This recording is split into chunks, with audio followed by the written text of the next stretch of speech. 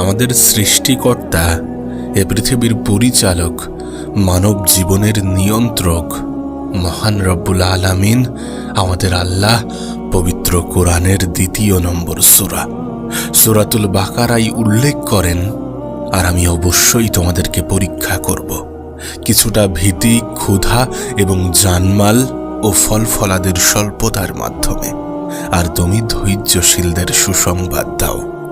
আমাদের রব এই আয়াতটিতে খুব গুরুত্ব সহকারে, খুব জোর দিয়ে বলেছেন যে তিনি অবশ্যই আমাদেরকে পরীক্ষা করবেন। অর্থাৎ এই বিষয়ে কোনো সন্দেহ নেই যে তিনি আমাদেরকে পরীক্ষা করবেনই করবেন। তিনি আমাদের পরীক্ষা অবশ্যই নেবেন। এখন প্রশ্ন হচ্ছে কি দিয়ে? এই লিস্টের একদম সর্বপ্রথমে রয়েছে ভয়। হ্যাঁ, ভয়। এখন প্রশ্ন তোমার মনে আসতেই পারে যে ভয় দিয়ে কিভাবে পরীক্ষা করবেন। একটা উদাহরণ তোমাকে দেই। যেমন ধরো, তুমি তোমার রিজিক নিয়ে চিন্তিত, তুমি তোমার ইনকাম নিয়ে চিন্তিত, তুমি তোমার বিয়ে নিয়ে চিন্তিত, তুমি তোমার পরিবারের নিশ্চয়তা নিয়ে চিন্তিত, নিরাপত্তা নিয়ে চিন্তিত, তুমি তোমার অসুস্থতা নিয়ে চিন্তিত, তোমার জমি জমা নিয়ে চিন্তিত, তোমার খাদ্যের যোগান নিয়ে চিন্তিত। এই ধরনের বিভিন্ন বিষয় নিয়ে আপনি চিন্তিত, আপনি দিশেহারা, আপনি উদ্বিগ্ন। বিশ্বাস করুন, এগুলোর সবই আপনার ঈমানি পরীক্ষার অংশ। এইগুলো থেকে আপনার মনে একটা ভয় কাজ করে যে যদি এটা না আসে, যদি এটা না হয়, যদি এমন কিছু ঘটে যায়, নেগেটিভ কিছু ঘটে যায়, এই ধরনের নানা ভয় আপনার জন্য পরীক্ষা ছাড়া কিছুই নয়। হ্যাঁ, এগুলো প্রত্যেকটাই আপনার ঈমানি পরীক্ষার অংশ। আপনার হয়তোবা মনে হতে পারে যে আমি যেখানে বসবাস করি সেই স্থান ছাড়া পৃথিবীর অন্য সকল স্থানে মানুষ অনেক ভালো আছে। আপনার হয়তোবা মনে হতে পারে যে আমি যে দেশে থাকি সেই দেশ ব্যতীত অন্য সকল দেশের মানুষ ভালো আছে, সুখে আছে, শান্তিতে আছে, সুন্দরভাবে জীবন কাটাচ্ছে। কিন্তু প্রকৃত অর্থে বাস্তবতা এমনটা নয়। এ পৃথিবীতে এমন কোনো দেশ নেই যে দেশের মানুষ চিন্তাহীন, সমস্যাহীন, উদ্বিগ্নতা ছাড়া জীবনযাপন করছে। যদি আপনি একটু খেয়াল করেন, যদি একটু নোটিশ করেন, তাহলে দেখবেন পৃথিবীর সবথেকে উন্নত দেশগুলোই সবথেকে ভয়ঙ্কর চ্যালেঞ্জগুলির মুখোমুখি হয়ে থাকে। এখন প্রশ্ন হচ্ছে, আমাদের এত কিসের ভীতি, কিসের এত উদ্বিগ্নতা? যদি কোনো ম্যাচিওর, যদি কোনো প্রাপ্তবয়স্ক মানুষকে জিজ্ঞাসা করা হয়, ব্যক্তিকে জিজ্ঞাসা করা হয় যে আপনি কি নিয়ে এত চিন্তিত থাকেন, কি নিয়ে এত উদ্বিগ্ন থাকেন, দেখা যাবে সেই ব্যক্তি একটা বিশাল লিস্ট তৈরি করে ফেলেছে নিজের উদ্বিগ্নতা, দুশ্চিন্তা, মন খারাপ, টেনশন, দুঃখ, হতাশা নিয়ে। দেখা যাচ্ছে এই সকল কারণগুলো শেষ হয়েও শেষ হতে চাইছে না। এরপর সেই ব্যক্তিটিকেই যদি আবার প্রশ্ন করা হয় যে আপনি কতদিন যাবৎ এই ধরনের চিন্তা, এই ধরনের উদ্বিগ্নতা নিয়ে ভুগছেন, আমি নিশ্চিত ব্যক্তিটি হয়তোবা বলবেন যে এই তো 20 থেকে 30 বছর হলো। আচ্ছা, যদি প্রশ্নটা আপনাকে করি, যদি আপনাকে জিজ্ঞাসা করি যে আপনি কতদিন যাবৎ এই ধরনের সমস্যায় ভুগছেন, কতদিন যাবৎ দুশ্চিন্তা, মন খারাপ, উদ্বিগ্নতা, এই ধরনের সমস্যা নিয়ে ভুগছেন, তাহলে আপনার উত্তর কি হবে? হয়তোবা আপনি একটা দীর্ঘ সময়ের কথা উল্লেখ করবেন। এরপর যদি আপনাকে জিজ্ঞাসা করা হয় যে এত চিন্তা বা উদ্বিগ্নতা নিয়ে এত দীর্ঘ সময় আপনি কিভাবে অতিবাহিত করলেন, কে আপনাকে দেখে রেখেছেন এই কঠিন, এই খারাপ সময়টিতে, উত্তরটা কিন্তু আমরা সকলেই জানি। তিনি আমাদের সৃষ্টিকর্তা, তিনি এ পৃথিবীর পরিচালক, তিনি আমাদের জীবনের নিয়ন্ত্রক, মহান রব্বুল আলামিন, আমাদের আল্লাহ।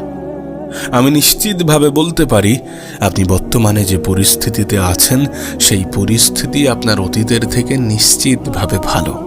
কিন্তু অবাক করা বিষয় হচ্ছে আপনি এখনো চিন্তামুক্ত হননি, বা আপনার উদ্বিগ্নতা, ভীতি এগুলো কিছুই কাটেনি। তবে একবার ভেবে দেখুন, যখন আপনার কিছুই ছিল না তখনও আপনি উদ্বিগ্ন ছিলেন, তখনও আপনি মন খারাপ করতেন।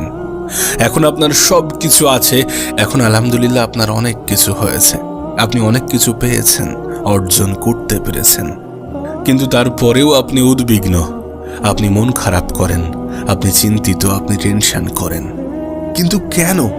তার কারণ আমরা আল্লাহ পাকের উপরে ভরসা করি না, আমরা আমাদের রবের উপরে নির্ভর করে আমাদের জীবন পরিচালনা করি না। আমরা আমাদের ভালো সময়ে রবের শুকরিয়া আদায় করি না। আমরা আমাদের খারাপ সময়ে একটু ধৈর্য ধরতে জানি না। আর এখানেই সব থেকে বেশি সমস্যা, এখানেই প্রধান সমস্যা। তাই বলবো, আল্লাহ পাকের উপরে ভরসা করুন। পবিত্র কোরআনে বর্ণিত আছে, চিন্তা করো না, আল্লাহ আমাদের সঙ্গে আছেন। এছাড়াও মহান রব্বুল আলামিন বলেন যে তোমরা ভয় করো না, আমি তো তোমাদের সাথেই আছি, আমি সব কিছু শুনি ও লক্ষ্য করি। একবার প্রশ্ন করুন নিজেকে, একবার নিজেকে প্রশ্ন করুন যে আমাদের এত চিন্তা কিসের, যখন স্বয়ং রব আমাদের সৃষ্টিকর্তা আমাদেরকে বলছেন যে তিনি আমাদের সঙ্গে আছেন, তিনি আমাদের সাথে আছেন, তিনি দেখেন, তিনি আমাদেরকে লক্ষ্য করেন। তাহলে আমাদের কিসের এত চিন্তা, কিসের এত মন খারাপ, কিসের এত হতাশা? আল্লাহর উপরে বিশ্বাস রাখুন এবং জীবনের সামনের দিকে এগিয়ে যান। মনে রাখবেন, জীবনের প্রতিটা ক্ষেত্রে, প্রতিটা সময়ে, প্রতিটা মুহূর্তে আমাদের যে ইমানি পরীক্ষার মুখোমুখি হতে হবে, সেগুলোর সবই আল্লাহর নিকটবর্তী হওয়ার পথ। জীবনে যত বেশি ইমানি পরীক্ষায় উত্তীর্ণ হবেন, তত বেশি আল্লাহর কাছাকাছি পৌঁছাবেন এবং ওনার প্রিয় বান্দা হয়ে উঠবেন, ওনার প্রিয় বান্দাগুলোর অন্তর্ভুক্ত হবেন। আর আমাদেরকে পরীক্ষার সম্মুখীন হতেই হবে। মনে রাখবেন, জান্নাত এবং পৃথিবী এক নয়। জান্নাতের সাথে পৃথিবীকে গুলিয়ে ফেলবেন না। এটা জান্নাত নয় যে আপনি সর্বমুহূর্তে সবসময় ভালো থাকবেন। জীবনের প্রতিটা মুহূর্ত, প্রতিটা সময় একইভাবে কাটবে না। মহান রব্বুল আলামিন পবিত্র কোরআনের শুরুর দিকেই উল্লেখ করে দিয়েছেন যে তিনি আমাদেরকে পরীক্ষা করবেন। তিনি আমাদের অবশ্যই পরীক্ষা করবেন, মাঝে মাঝে একটু ভয় দেখিয়ে, মাঝে মাঝে একটু ক্ষুধা দিয়ে, মাঝে মাঝে একটু অর্থ কষ্ট দিয়ে, মাঝে মাঝে ক্ষুধা এবং অর্থ কষ্ট উভয় দিয়েই, কিন্তু পরীক্ষা আমাদেরকে দিতেই হবে। পরীক্ষার সম্মুখীন আমাদেরকে হতেই হবে। আমরা যদি সত্যি রবের প্রতি ঈমান আনি, আমরা যদি সত্যি আল্লাহর উপরে ভরসা করি, আল্লাহর উপরে বিশ্বাস রাখি, তাহলে আমাদের এটা অ্যাকসেপ্ট করতে হবে, আমাদের এটা মানতেই হবে। আপনি হয়তোবা অনেক অর্থের মালিক, অনেক সম্পদের মালিক, কিন্তু আল্লাহ পাক নিমেষেই সেই সম্পদ, সেই অর্থ কেড়ে নিতে পারেন। হতে পারে আপনি চুরি বা ডাকাতির শিকার হলেন, বাসায় আগুন লেগে গেল, অথবা ভূমিকম্পে আপনার বাড়ি ভেঙে তছনছ হয়ে গেল। আপনি হয়তোবা ভাবছেন, এগুলো কি হলো? আমার এত কষ্টের সম্পদ নিমেষেই তছনছ হয়ে গেল, আমার সাথেই কেন হলো? আমার জীবনেই কেন হলো? আমিই বা কেন? এই সকল প্রশ্নের উত্তর আপনাকে একটু আগেই দিয়েছি। তাই এগুলো নিয়ে বেশি চিন্তা করা অহেতুক সময় নষ্ট ছাড়া আর কিছুই নয়।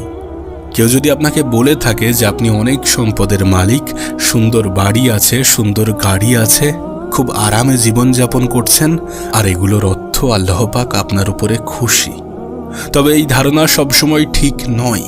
এই ধারণা সম্পূর্ণরূপে ঠিক নয়। অনেক সময় আমাদের আল্লাহ আমাদেরকে সম্পদ দিয়ে পরীক্ষা করেন, আবার অনেক সময় আমাদেরকে সেই সম্পদ কেড়ে নিয়ে। আর এই পরীক্ষার জন্যই আমাদেরকে পৃথিবীতে পাঠানো হয়েছে। তাই পরীক্ষা তো দিতেই হবে। মনে রাখবেন, আপনি হয়তোবা বিপদের মধ্য দিয়ে জীবন কাটাচ্ছেন, আপনি হয়তোবা খারাপ সময়ের মধ্য দিয়ে জীবন কাটাচ্ছেন, আপনার জীবন হয়তোবা কঠিন সময়ের মধ্য দিয়ে অতিবাহিত হচ্ছে, কিন্তু আপনার থেকেও কঠিন সময়ের মুখোমুখি এ পৃথিবীর অনেক মানুষ হয়েছে বা হচ্ছে। আপনার থেকেও খারাপ জীবন এ পৃথিবীতে অনেক মানুষ কাটিয়েছে, কাটাচ্ছে বা কাটাবে। আপনার থেকেও কঠিন পরীক্ষা এ পৃথিবীর অনেক মানুষ দিয়ে চলেছেন। তাই সর্বদা রবের দরবারে শুকরিয়া আদায় করুন, সর্বদা আল্লাহর শুকরিয়া আদায় করুন এবং জীবনের যে কোনো মুহূর্তে, যে কোনো সময়ে রবের উপরে ভরসা করে জীবনে অগ্রসর হওয়ার চেষ্টা করুন। আমাদের রব, আমাদের আল্লাহ আমাদেরকে ঈমানি পরীক্ষায় উত্তীর্ণ হয়ে আল্লাহর নৈকট্য লাভের তৌফিক দান করুক। আমিন।